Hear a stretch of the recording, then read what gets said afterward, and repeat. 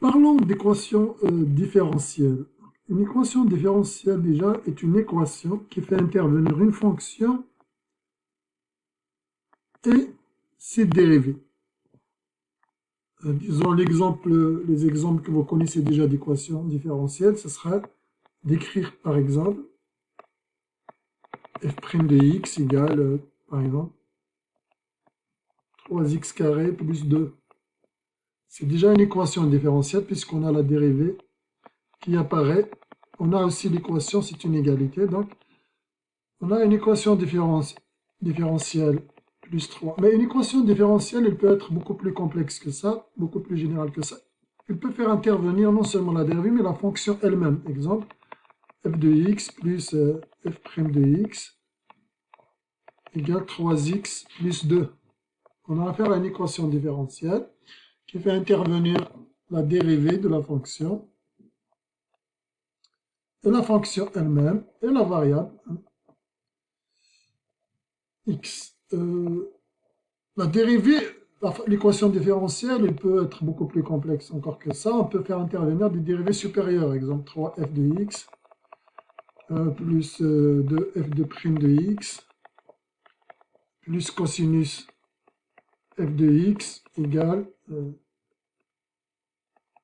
f de x moins x, etc. Donc, de façon générale, les équations différentielles, c'est une relation, c'est une équation déjà, dans le sens d'égalité, qui fait intervenir la fonction elle-même et sa dérivée, ou bien ses dérivés. Il peut faire intervenir des dérivés d'ordre supérieur. Bien sûr, de façon générale, on ne sait pas toujours résoudre les équations différentielles, mais il y a certaines formes qu'on sait résoudre, de façon à trouver la fonction f.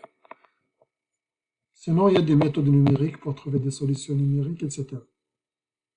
On va voir dans votre cours quelques types d'équations différentielles. Notamment, regardons par exemple l'exemple de la croissance d'une population. Admettons, on a une population P. Donc P, c'est P de T. En fait, c'est une population dépend du temps. L'équation différentielle qui décrit l'évolution de la population en fonction du temps, ça va être K fois pi. En d'autres termes, la dérivée, la variation de la population par rapport à temps, c'est une constante fois la population elle-même. Si la population est très élevée, la variation va être importante. Si la population est faible, a priori, l'évolution, la variation de la population va être faible. Donc, c'est une constante fois la population elle-même.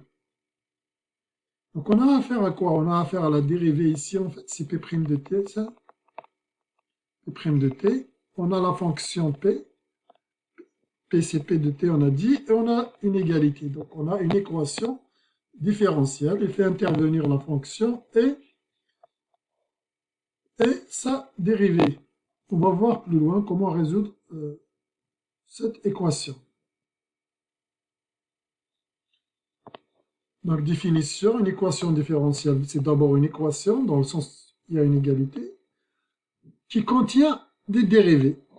Il fait intervenir la fonction et ses dérivés, donc, mais la fonction peut ne pas toujours avoir lieu, mais la dérivée d'une certaine fonction en tous les cas. Prenons le premier exemple. Est-ce que laquelle de ces équations est une équation différentielle? Est-ce que la première est une équation différentielle? Oui, parce qu'elle fait intervenir la dérivée y. Donc ça sous-entend ici y, c'est y de x, c'est une fonction de x. On a y' sa dérivée, on a y ici, on a la variable x elle-même. Donc c'est une équation différentielle. Ici, on a la deuxième dérivée, la première dérivée, une constante, on a l'équation, c'est une équation différentielle, même s'il n'y a pas la variable x. C'est une équation différentielle. Ici, dz sur dt, donc on comprend que z c'est une fonction de t, donc on voit ici la dérivée dz sur dt, multiplié par une constante plus la variable t, égale 3 fois z de t, fois la dérivée encore une fois. C'est une... ici, à vrai dire, a priori, on peut penser que c'est une équation différentielle, mais comme on a une multiplication ici, dz sur dt se simplifie à vrai dire. Ça ramène à l'équation de t, de plus t égale 3z de t, finalement, c'est-à-dire, finalement, z de t, c'est juste 2 plus t sur 3.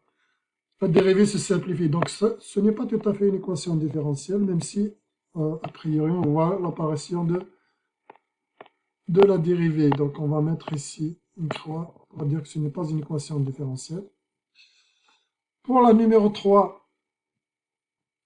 on n'a même pas une équation parce que ça sous-entend égal quelque chose. On a juste des additions, donc ça ne peut pas être une équation différentielle.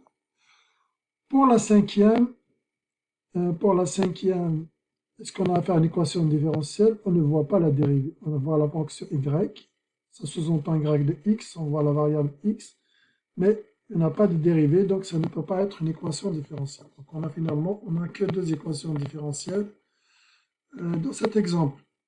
Bien sûr, il y a beaucoup de problèmes de physique, de mécanique, de chimie, de sociologie, de la vie de tous les jours qui sont modélisés par des équations différentielles. C'est-à-dire, il y a beaucoup d'équations qui peuvent modéliser, qui peuvent représenter des situations, des modèles physiques de la vie réelle.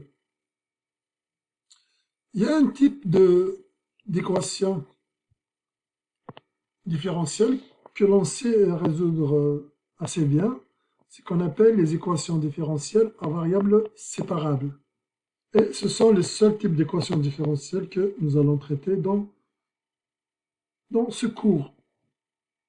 Alors, une équation différentielle à variables séparables. Premièrement, on va considérer que c'est une équation d'ordre 1. Elle fait intervenir que la dérivée première, pas les dérivées secondes ou d'ordre supérieur. Et que la dérivée, donc dy sur dx, peut être écrite comme un produit d'une fonction qui ne dépend que de x fois une fonction qui dépend que de y. Donc dans f de x, il n'y a pas de y, et dans g de y, il n'y a pas de x. Cette équation, on peut l'écrire d'une autre manière, c'est la même qu'on écrit la deuxième forme, juste en divisant sur g de y ici, on obtient dy sur g de y, c'est égal à f de x dx. Faisons quelques exemples. Regardons le premier exemple. On a une équation différentielle dt sur dx. Donc t en fait c'est t de x. On comprend que t c'est une fonction de x. Pour qu'elle soit variable séparable, il faut que le côté droit peut être écrit sous la forme d'un produit finalement de la variable f de x fois g de t. Une variable qui dépend que de x, une quantité qui dépend que de x et une quantité qui dépend que de t. Regardons de près, donc on a dt sur dx égale, on va juste ici faire une mise en évidence simple finalement, t fois 1 plus x. On voit très bien ici que la dérivée donc, de la fonction t par rapport à x, c'est le produit de deux quantités, de deux fonctions. La première dépend que de t, ne dépend pas de x. Et la deuxième dépend que de x et ne dépend pas de t. Donc oui, cette équation, elle est à variable séparable. Regardons la deuxième maintenant. On doit essayer d'exprimer la dérivée et de voir est-ce que la dérivée, comme ici, est-ce que la dérivée peut être écrite sous la forme d'un produit de deux fonctions dont une dépend juste de la variable et l'autre de la fonction elle-même. Regardons la', ici. Y', on sait qu'on peut l'écrire comme dy sur dx, en fait, ici. Donc y', c'est dy sur dx. Alors dy sur dx, c'est égal à quoi?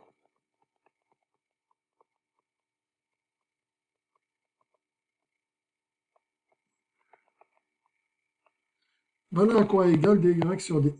Maintenant la question, est-ce que ça peut être écrit comme un produit de deux fonctions, dont une dépend uniquement de x et l'autre dépend uniquement de y? Ben, la réponse est oui. On peut écrire ça sous la forme x plus 5 sur 2x.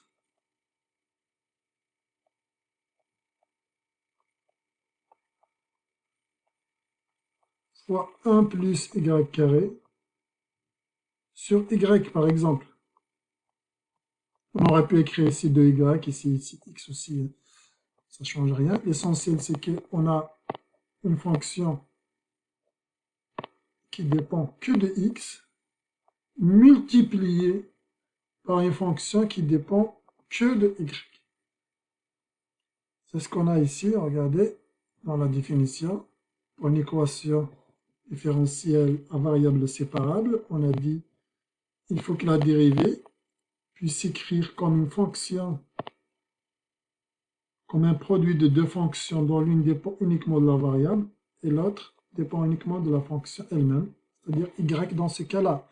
Et c'est exactement ça qu'on a. Donc on aurait pu l'appeler ça, par exemple, si on donne un nom à ça, ça sera f de x fois g de y. Et ça, c'est égal à quoi? C'est la dérivée de y par rapport à x. Donc oui, ici aussi, l'équation est à variable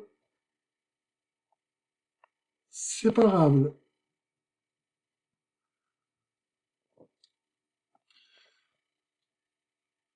Exemple 3. Donc dans l'exemple 3, on a la dérivée de u sur dv. Donc u, ça sous-entend que u, c'est une fonction de v. U égale u de v, c'est une fonction de v. C'est ça que ça sous-entend quand on écrit du sur dv. La dérivée de u par rapport à v. Donc u, c'est une fonction de v. Et on a un produit de v fois sinus uv. La question, est-ce qu'on peut écrire sinus uv comme produit de deux quantités? Une dépend uniquement de u, f de u par exemple, et l'autre dépend que de v, g de v par exemple. Est-ce qu'il y a moyen d'écrire sinus uv de cette manière? La réponse est non. Donc, il n'y a pas moyen d'écrire sinus uv sous la forme d'une fonction qui ne dépend que de u multipliée par une fonction qui dépend que de v. Il n'y a aucun moyen d'écrire ça.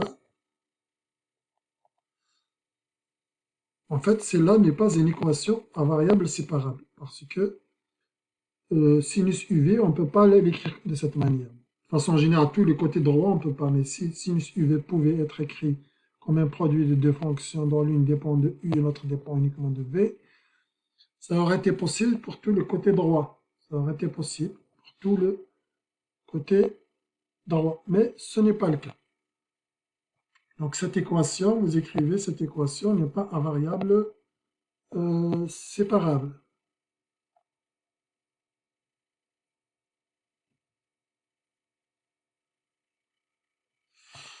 Quatrièmement, est-ce que l'équation 4 est à variable séparable? On s'intéresse uniquement aux équations de degré 1. Donc là, pour nous, il n'est pas à variable séparable. Quand bien même, on peut écrire donc dérivée seconde ici, y de prime de x. Ça s'écrit en fait comme x sur x plus 1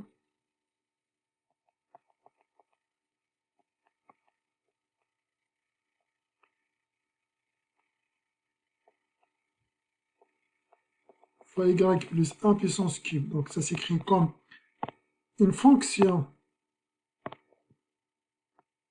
qui dépend que de x et une fonction qui dépend que de y.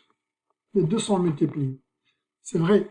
Sauf que ici, on voit l'apparition de la deuxième dérivée, ce qui ne nous intéresse pas. Donc, cette équation n'est pas une équation à variable séparable.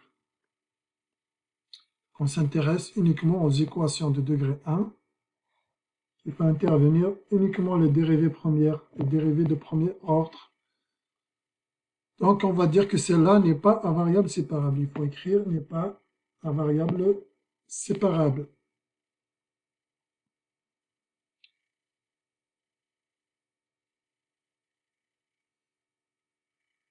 Résoudre, c'est quoi résoudre une équation différentielle? C'est trouver la fonction qui vérifie l'équation. Résoudre les solutions donc d'une équation différentielle, lorsqu'elles existent, sont des fonctions. Par exemple, ici, on a une équation différentielle d'ordre 2. Donc, ça sous-entend y une fonction d'une certaine variable, on va l'appeler x. Donc, y de x est une fonction. eh bien, on peut vérifier que exponentielle x, c'est une solution de cette équation. Donc, y égale exponentielle x, on va juste calculer y prime. On a c'est également exponentielle x. Y2 prime, c'est égal à exponentielle x également. On va remplacer dans l'équation, on va voir qu'est-ce que ça fait. Donc, y2 prime de x, donc exponentielle x, ça c'est y2 prime, moins 2 y prime, moins 2 y prime, moins 2 exponentielle x encore, plus y c'est y de x, hein, c'est exponentielle x. Est-ce que c'est égal à 0? Est égal à exponentielle x plus exponentielle x moins 2 exponentielle x, donc égale 2 exponentielle x moins 2 exponentielle x égale 0. Donc, l'équation est vérifiée. Donc, exponentielle x est une solution. Il y en a peut-être d'autres, hein, mais en tous les cas, exponentielle x est une solution puisqu'elle vérifie cette équation. Le fait de remplacer dans mon équation y de x par exponentielle de x, mon équation est vérifiée. Donc, exponentielle x est une solution. Exemple 2, on va résoudre l'équation différentielle de la croissance de la population. Donc, avec k égale 2. Admettons donc k égale 2. T, c'est le temps. On ne précise pas est-ce que c'est des années ou c'est des jours ou c'est des mois. Peu importe. L'essentiel, ce qui nous intéresse, c'est de résoudre cette équation. Et on suppose qu'il y avait 2000 individus dans la population au début, à l'instant 0 en quelque sorte. Okay. Donc, comment résoudre cette équation? Regardons comment on va la résoudre. On a dp sur dt égale kp. Je vais mettre le signe équivalent pour dire ce que j'ai écrit ici. C'est la même chose que je vais écrire maintenant. En fait, pour résoudre cette équation, je vais diviser les deux côtés par p. Et je vais multiplier par dt, c'est-à-dire je ramène p ici en fait, et dt, je multiplie par dt, les deux côtés. On obtient l'équation suivante. dp sur d sur p, dp sur p, égale k dt. Maintenant, je vais intégrer les deux côtés. Donc, l'intégrale de dp sur p égale l'intégrale de k dt. Équivalent à ce que donc la primitive de dp sur p, c'est ln valeur absolue de p, est égale la primitive de k, la constante k, c'est k fois t. Donc, c'est kt plus une constante, on va l'appeler c1. C1, une constante réelle. On va rajouter une constante d'un côté, ça ne sert à rien de l'ajouter. Des deux côtés, donc équivalent, je vais enlever le log en passant à l'exponentielle des deux. Donc exponentielle côté gauche égale exponentielle côté droit. Ça permettrait de faire ressortir P, hein, ou bien la valeur absolue de P au début. Donc on obtient la valeur absolue de P est égale finalement exponentielle kt plus C1. Enfin, cette quantité, on peut l'écrire comme exponentielle kt, et c'est très courant dans les équations différentielles comme ça, quand on trouve un log. Au lieu d'écrire plus C1 en haut, on va juste écrire multiplié par exponentielle C1. Et ça, c'est en fait une constante. On peut l'appeler C2. Ça, on peut l'appeler C2. Donc, on obtient finalement P, c'est C2 exponentielle kt. Et la particularité, c'est que C2, la constante C2, en fait, est une constante positive. On voit c'est un exponentiel. L'exponentiel est toujours positif. Donc, lorsque je me débarrasse de la valeur absolue ici, j'écris directement P égale, c'est la même solution exponentielle kt, mais je vais dire C2 appartient à R. Donc, au lieu de dire C2 positive, là, on va dire juste C2, ça peut prendre n'importe quelle valeur réelle. Et c'est ça qui constitue donc la solution générale de notre équation différentielle. Et là, au lieu d'appeler C2, on peut juste l'appeler C. Puisqu'on a terminé la résolution, on peut juste appeler cette équation. Bien, on va laisser ici C2. Et on va le dire à la fin. Donc, puisque K Karian a dit dans l'exercice KC2, KC donné, c'est une donnée de l'exercice C2. On va donner la solution finalement, comme P de T, finalement c'est égal à C exponentielle de T, avec C une constante réelle. Ça donc c'est la solution générale de cette équation. Donc, il y a une infinité de solutions en fin de compte, pour chaque valeur de C, on a une solution. On a une infinité de solutions. Sauf qu'il y a une information supplémentaire, c'est qu'il y a 2000 individus dans la population à l'instant 0, au début. Au début, donc à l'instant 0, pour t égale à 0. C'est une population qui croît en fonction du temps. Donc au début, ça veut dire à l'instant égale t0, il y a 2000. Cette information supplémentaire va nous permettre de trouver la valeur de la constante C. La valeur de cette constante. Donc on a, pour t égale 0, P de 0 égale 2000. Je remplace ces informations dans cette équation, j'obtiens quoi? 2000 égale C exponentielle de fois 0. On a l'exponentielle de 0, c'est 1. Donc ça veut dire C c'est 2000, puis C égale 2000. Et finalement, on a la solution finale. La solution finalement, hein. La population P de T, c'est 2000 exponentielle de T. Alors la solution de notre problème, de notre équation différentielle. Donc c'est une solution particulière. Elle vérifie la condition particulière qui dit qu'à l'instant 0, il y avait 2000. En quelque sorte, si on prend un temps donné, à l'instant 1, 2, 3, admettons t c'est des années, donc on peut calculer la taille de la population. Une année plus tard, 2 années plus tard, 10 ans plus tard, on peut estimer avec ce modèle la taille de cette population.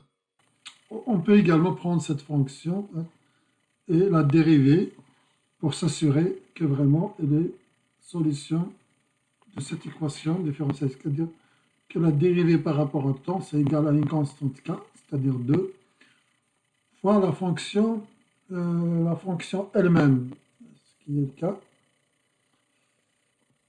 ici.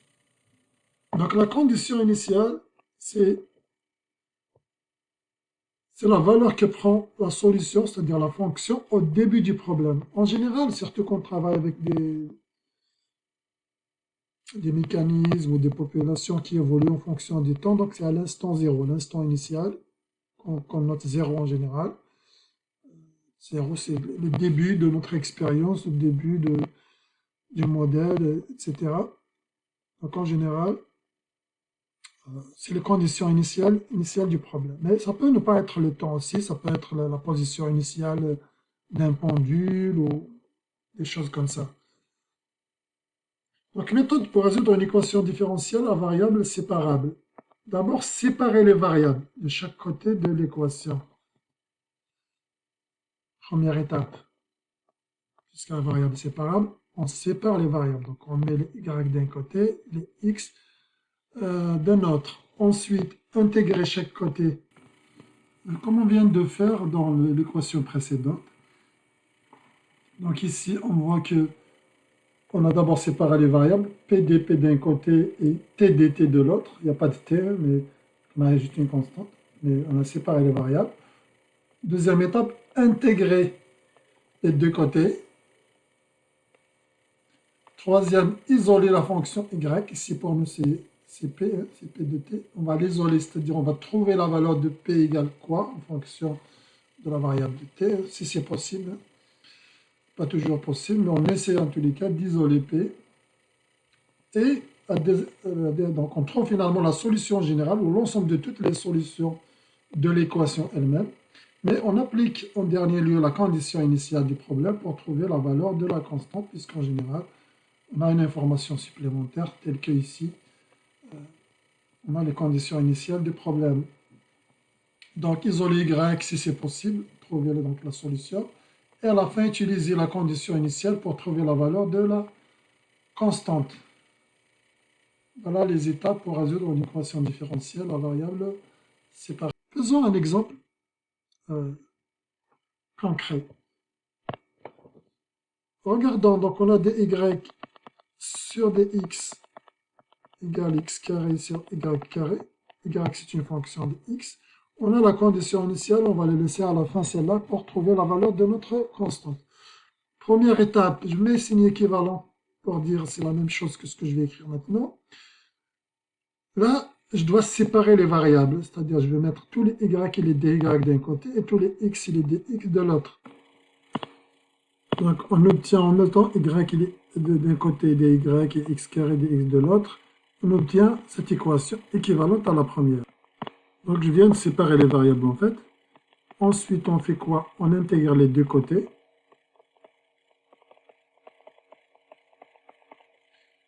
Et l'intégrale de y carré par rapport à y, l'intégrale de y carré par rapport à y, donc ça donne y cube sur 3. Et l'autre, ça donne x cube sur 3 plus une constante. Donc la constante, on l'ajoute d'un seul côté. Ensuite, donc ça donne y cube égale en multipliant les deux côtés par 3 plus c. Et y, ça donne racine cubique de 3. Voici donc la solution. Sauf qu'il y a une condition initiale qu'on devrait ajouter qui va nous permettre de trouver la valeur de la constante c, car ça c'est une solution générale. Donc de la condition initiale y0 égale 2, on conclut quoi? On a 2. Ça veut dire que pour x égale 0, y égale 2. Donc je remets y, si c'est 2, égale racine cubique. Je remplace x par 0. Racine cubique de quoi? Donc finalement 3 fois 0 plus c. Ce qui implique finalement que, après résolution de cette équation, ici dans le dénominateur, sous la racine on trouve 3c. On peut passer puissance 3 des deux côtés. On obtient 3c. Donc implique finalement c égale 2 puissance 3 sur 3, c'est-à-dire 8 sur 3. Voilà la constante c. Et finalement, on peut réécrire finalement la solution. Finalement, y, c'est racine cubique. Donc 3x cube sur 3, ça donne racine cubique de x3 finalement. Plus la constante c qui est égale à 8 sur 3 fois 3, donc plus 8.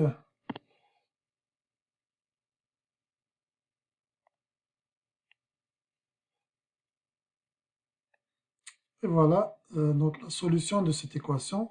Et vous pouvez bien évidemment essayer de vérifier que c'est vraiment une solution en remplaçant dans cette équation la fonction par celle qu'on vient de trouver.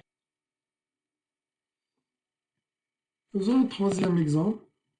Donc de cet exemple, on a la première équation. La condition initiale, on va la vérifier à la fin pour trouver la valeur de la constante. En première des choses, on a dit la séparation des variables. Je mets tous les y et les dy d'un côté. Et je mets tous les x et les dx de l'autre. J'intègre les deux quantités.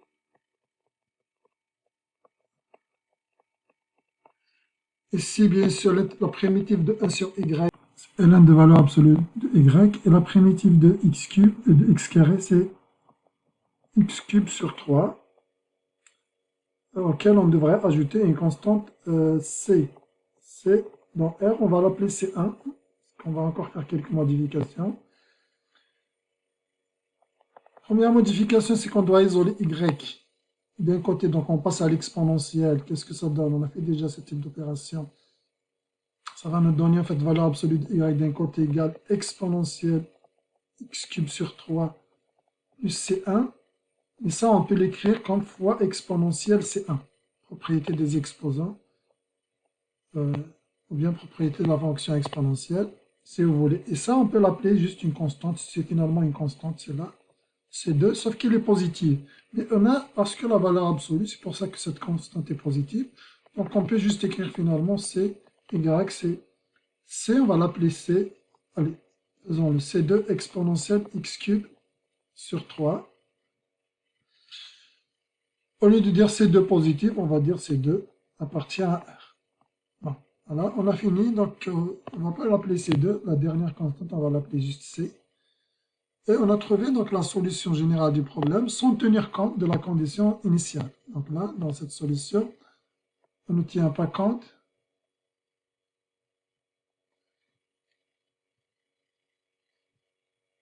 on n'a pas tenu compte de la condition initiale. Donc, on va rajouter maintenant la condition initiale y0 égale 50 pour trouver la valeur de la constante C.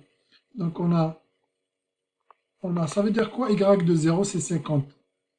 Ici, Y, je peux l'écrire Y de t. Finalement, Y, c'est Y de t. À la fin, c'est mieux d'écrire comme ça, même si dans les étapes intermédiaires, on évite d'écrire Y de t pour ne pas alourdir l'écriture. Mais à la fin, c'est bien d'écrire pour faire apparaître la variable. Non, c'est Y de x, pardon. À la fin, c'est bien d'écrire la variable pour faire... C'est bien d'écrire cette forme pour faire apparaître la variable. Donc, Y, c'est une fonction de x. Remplaçons donc la condition initiale. Y de 0, c'est 50. Donc ici, Y de 0, je remplace x par 0, j'obtiens 50. Donc 50, c'est égal à C exponentielle de 0 sur 3. Enfin, 0 cube sur 3. Exponentielle de 0, on a dit, c'est 1. Donc implique la constante C, c'est 50. Voilà, donc on vient de trouver la valeur de la constante C. Et donc on pourra écrire finalement, on pourra écrire à quoi c'est égal.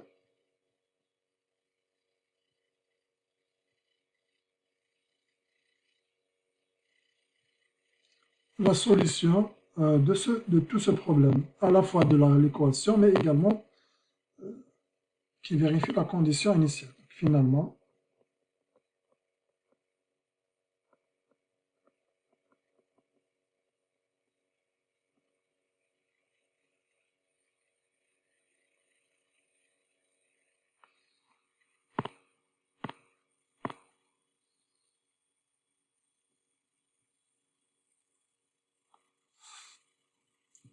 et voilà donc la solution de notre équation différentielle, avec condition initiale.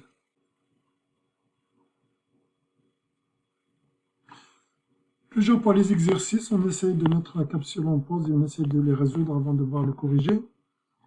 Regardons donc cette équation. Ici, il faut corriger ici, c'est dy sur dx. Donc y, c'est une fonction de x. Pareil, on essaie de séparer les variables. Donc, on a notre équation, on va l'appeler équation. On va écrire équation est équivalente, c'est la même chose que l'équation suivante. Donc je vais multiplier les deux côtés par 2y plus cos y. Donc 2y plus cos y multiplié par dy, ça va être égal à 6x carré dx. La deuxième étape, on voit bien qu'on a séparé les variables. D'un côté, j'ai y dy, d'un côté, il n'y a pas de x à gauche, et de l'autre côté, j'ai x dx, il n'y a pas de y à droite. En intégrant le côté gauche et le côté droit, on obtient l'intégrale du côté gauche, donc égale à l'intégrale du côté droit. Maintenant, la primitive du côté gauche, c'est combien? Primitive de 2y, donc c'est y carré. La primitive de cos y, c'est sinus y. Et la primitive de 6x carré, donc 6 fois la primitive de x carré, c'est x cube sur 3. Donc c'est 6x cube sur 3, ça donne 2x cube, plus une certaine constante c, avec c une constante réelle. On n'ajoute pas la constante des deux côtés, on l'ajoute d'un seul côté. Et normalement, l'étape suivante, ce serait d'isoler y, d'extraire y en fonction de x.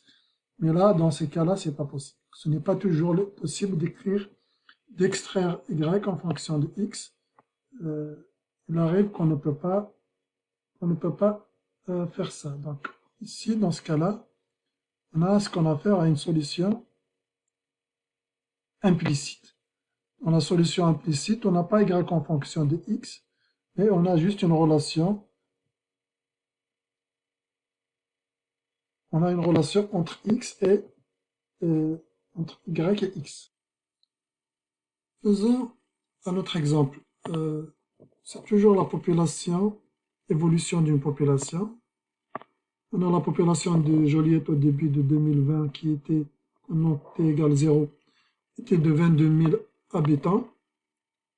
Au début de 2021, par exemple, une année plus tard, on a 22 500 habitants. On suppose que la croissance de la population suit le modèle, cette équation différentielle, ou K est une constante positive. Trouvez la fonction P de t. P égale P de t, une fonction qui est solution de cette équation. Donc on a l'équation, on a dit, on va résoudre encore une seconde fois cette équation qu'on a déjà résolue, égale Kp. On a la même chose équivalent à cette équation. Je vais isoler, je vais mettre P d'un côté et fonction de t de l'autre, mais fonction de t, on a juste une constante. J'intègre les deux côtés. L'intégrale de k dt, finalement, c'est k l'intégrale de dt, hein, c'est juste k fois t. La primitive donc, de 1 sur p, c'est ln de valeur absolue de p. La primitive d'une constante k, c'est k fois t. Et on ajoute une constante, c'est 1. Constante d'intégration, c'est 1 pour trouver la solution générale. On sépare, donc on va isoler p, on va trouver p, mais en premier, on va trouver la valeur absolue de p, donc en passant à l'exponentielle des deux côtés. On obtient exponentielle kt fois exponentielle c1, c'est ça qu'on va appeler directement en constante c2, exponentielle kt. Et la constante c2 devrait être positive puisque c'est un exponentiel, mais bon, on peut l'écrire ici si on veut, c2 positive ou nul. Mais quand on enlève la valeur absolue pour trouver p de t,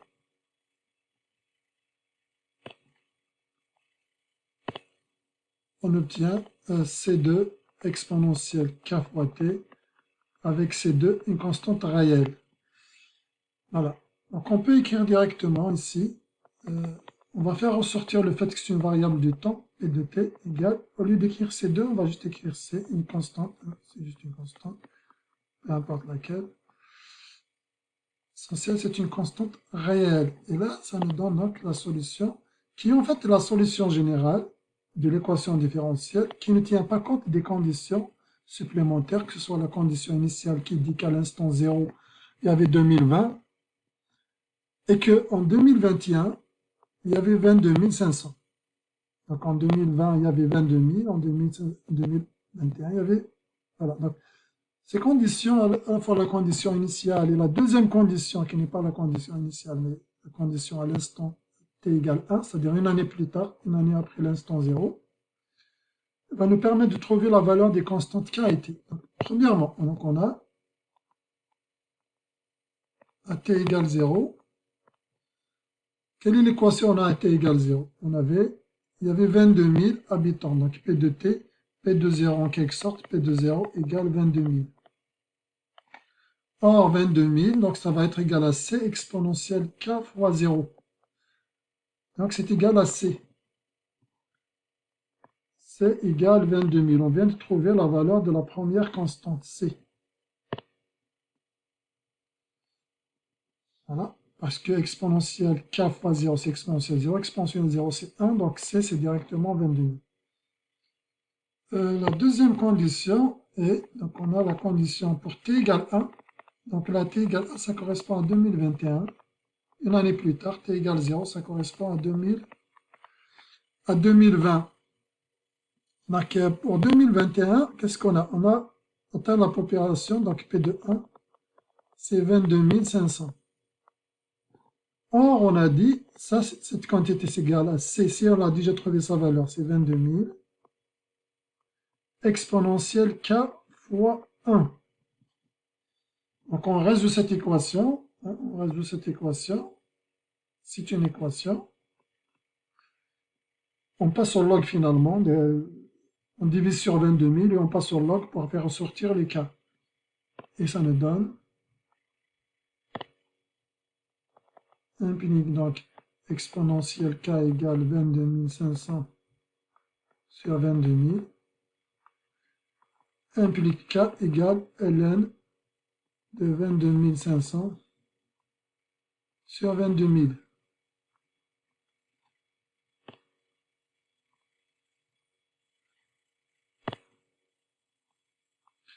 Et c'est égal approximativement 0,0225.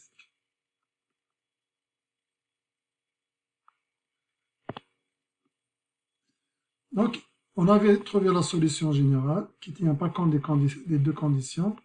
Les deux conditions à t égale 0 et t égale 1 ont permis de trouver la valeur de la constante c et la constante k, ce qui permet de conclure et de donner la solution du problème.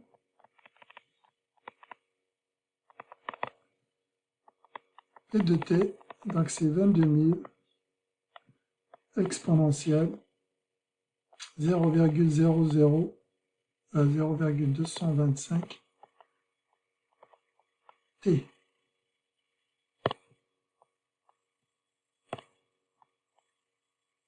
Alors, avec ce modèle, par exemple, on peut estimer la taille de la population de Joliette en 2025, en 2029, etc. C'est-à-dire, par exemple, 5 ans plus tard, 8 ans plus tard, il suffit de remplacer t ici par la valeur. Par exemple, 5 ans plus tard, donc en 2025, on remplace t par 5, ça va nous donner à peu près la taille de la population de Joliette à ce moment-là. Donc, exercice, il faut toujours mettre la capsule en pause pour faire les exercices. Donc, avant de voir les corriger, dans un certain territoire isolé, on compte 400 cerfs. Les spécialistes de la faune ont établi qu'il n'y a pas de pression de chasse, que s'il n'y a pas de pression de chasse, la population de cerfs y augmente de 10%. On imagine chaque année. On imagine chaque année. Ils autorisent donc les chasseurs à tuer des cerfs à raison de B bêtes par année ou B supérieur à 0. Si on note n de t, le nombre de cerfs présents sur les territoires, alors l'équation différentielle de nt, c'est 0,1 n. La variation de la population par rapport au temps, c'est 0,1 n. Donc là, ça c'est la variation. Donc la population augmente de 0,1 n, de 10%, fois n moins b. S'il y a une chasse, si on autorise les chasseurs à tuer des cerfs, ce que je ne cautionne pas, si on les autorise à tuer b bêtes par année, à ce moment-là, l'équation va devenir cette équation.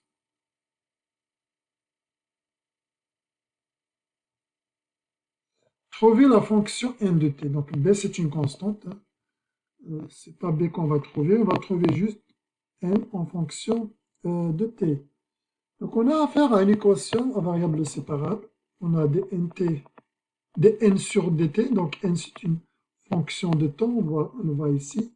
Mais on va laisser juste n pour l'instant. 0,1 n. Donc on a cette équation. Maintenant, on va essayer de mettre tous les n et des n d'un côté et t dt de l'autre. Pour cela, on devrait diviser sur toute cette quantité. Donc on va écrire équivalent, cette équation, donc équivalente. Donc équivalente à ça. Et là, on voit que n et des n d'un côté et t dt d'un autre. Bien sûr, il n'y a pas de t, hein, c'est juste une constante ici, 1 dt. Mais on a séparé les variables. On peut passer aux intégrales des deux côtés. La primitive de dn sur 0,1 n moins b, c'est ln de 0,1 n moins b, le tout divisé par 0, 1 sur 0,1. Donc multiplié par 1 sur 0,1, donc c'est divisé par 0,1. Et la primitive de dt, donc c'est la primitive de 1 fois dt, la primitive de la constante 1, ça va être t Juste, on va ajouter une constante C1, on va l'appeler C1. C'est une constante réelle, on va dire. Par la suite, ensuite, on peut passer à 0,1. On multiplie les deux côtés par 0,1, on obtient ln de 0,1n moins b. C'est égal finalement à 0,1 fois t, plus 0,1 fois une constante. Ça va être juste une constante qu'on va appeler C2.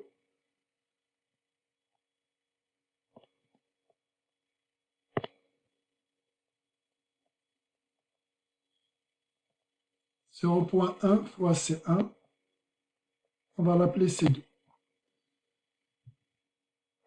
On enlève, pour enlever le log, on passe à l'exponentielle des deux côtés, donc on obtient exponentielle de ln, ça va s'annuler, il restera du côté gauche 0,1n moins b, et du côté droit, ça va rester exponentielle de 0,1t. Normalement, sur l'exposant, on peut ajouter plus la constante c2. Et ça, propriété des exposants, ou propriété de la fonction exponentielle, si vous voulez, ça va être la même chose que fois exponentielle c2, qu'on peut appeler une constante c3. Donc c'est aussi une constante. Sauf que la constante ici va être positive puisque c'est une exponentielle. Mais on a la valeur absolue, donc on supprime la valeur absolue ici. Qu'est-ce qui va changer? On va juste éviter de dire que C3 est une constante positive, on va dire que c'est une constante réelle, c'est tout. Donc on aura exponentielle 0,1n fois C3, avec C3 dans R. Parce qu'on a supprimé la valeur absolue, donc on n'a pas besoin de la positivité de la constante C3. Ensuite, là, c'est une équation de degré 1 avec l'inconnu n, donc on va isoler n. Ici, c'est 0,1t.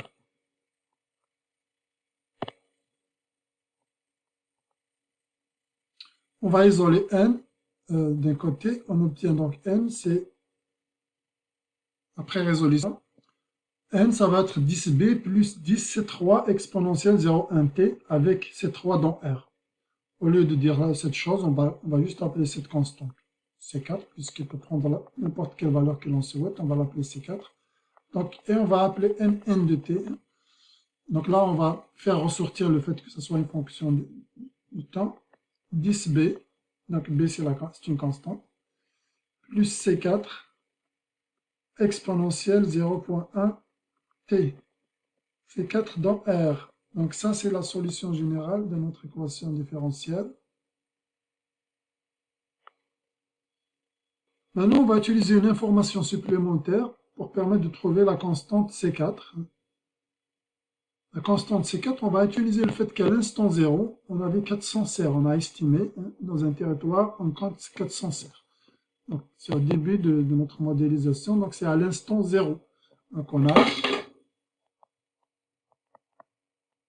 pour t égale 0, n de 0 est égal donc, à 400.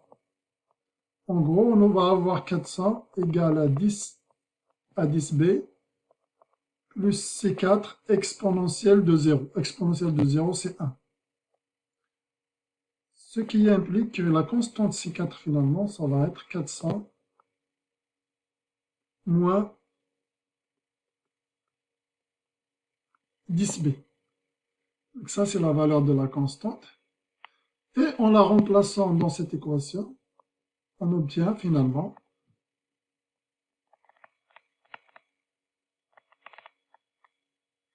donc la solution 10b plus 400 moins 10b exponentielle 0,1t, qui représente la taille de la population à tout instant t, on va dire. Voilà. Condition, bien sûr, il y a certaines conditions. Il faut que 400 moins 10b, il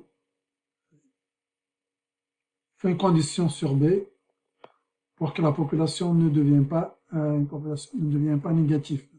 Parce que du point de vue des équations, du point de vue purement mathématique, c'est une solution, quel que soit b. Mais du point de vue de la modélisation d'un problème du nombre de serres, il ne faut pas que ce soit négatif. N de t ne doit pas devenir négatif, donc il doit y avoir des conditions sur B. B, on ne peut pas autoriser beaucoup de chasses au risque de retomber, d'avoir une population négative à un moment donné. C'est-à-dire, si on souhaite analyser, faire une analyse un peu plus poussée ici, on voit que si B est égal à 40, si on autorise la chasse de 40 bêtes par année, on va avoir 400 moins 400, il va s'annuler, N de T va rester constante, égale à 10 B. C'est-à-dire, la taille le nombre de cerfs dans la forêt va rester constant. Si on autorise moins de 40 bêtes par année, la taille de la population des cerfs va être croissante, elle va augmenter. Si on autorise plus de 40 bêtes, la taille de la population des cerfs va être décroissante jusqu'à extinction.